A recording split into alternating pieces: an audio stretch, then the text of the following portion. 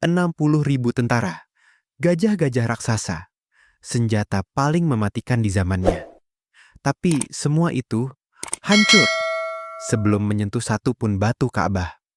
Ini bukan dongeng, ini kisah nyata yang diabadikan langsung oleh Allah dalam Al-Quran. Namanya Abraha, penguasa Yaman yang punya segalanya, kekuasaan, pasukan, dan ambisi yang luar biasa besar. Ia membangun gereja termewah di zamannya, dan ingin seluruh bangsa Arab berhenti pergi ke Makkah, lalu datang ke gerejanya. Tapi orang-orang Arab menolak. Bahkan ada yang masuk ke dalam gereja itu dan mengotorinya sebagai bentuk penghinaan. Abraha murka. Ia kumpulkan 60.000 pasukan. Ia tunggangi gajah terbesarnya, bernama Mahmud, dan ia bergerak menuju Makkah. Satu persatu suku Arab yang mencoba menghalangi dihancurkan. Tidak ada yang bisa menghentikan Abraha. Ketika pasukan itu berhenti di pinggiran Makkah, datanglah seorang lelaki tua menemui Abraha.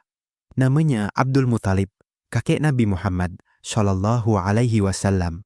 Abraha mengira ia datang untuk memohon agar Ka'bah diselamatkan.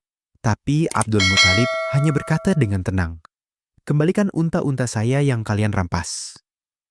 Abraha terdiam, lalu bertanya dengan heran, "Kamu datang jauh-jauh, hanya untuk bicara soal unta, bukan soal Ka'bah yang akan aku hancurkan." Abdul Muthalib menatapnya dan menjawab dengan kalimat yang sampai hari ini masih terasa berat. "Unta itu milikku, dan aku yang bertanggung jawab atasnya. Tapi Ka'bah punya Tuhannya sendiri yang akan menjaganya." Esok harinya, pasukan Abraha bergerak maju, dan saat itulah gajah Mahmud berhenti, duduk, diam, tidak mau melangkah, dipaksa ke utara.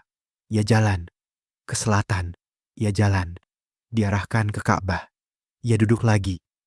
Lalu, dari arah laut, datanglah sesuatu yang tidak pernah ada dalam catatan perang manapun. Kawanan burung, kecil-kecil, masing-masing membawa 3 batu dari neraka. 1 di paruhnya, 2 di cakarnya. Batu-batu itu menghujani seluruh pasukan Abraha. Satu persatu mereka jatuh.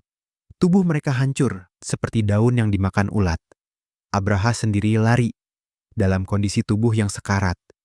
Ia meninggal sebelum sampai kembali ke Yaman. 60.000 pasukan dikalahkan oleh burung-burung kecil yang dikirim oleh Allah.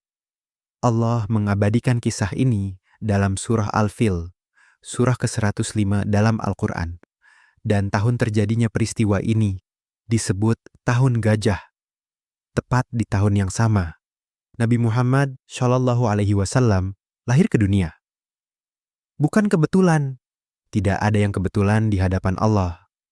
Kalau kamu suka kisah seperti ini, subscribe sekarang, karena masih banyak kisah yang belum kamu tahu.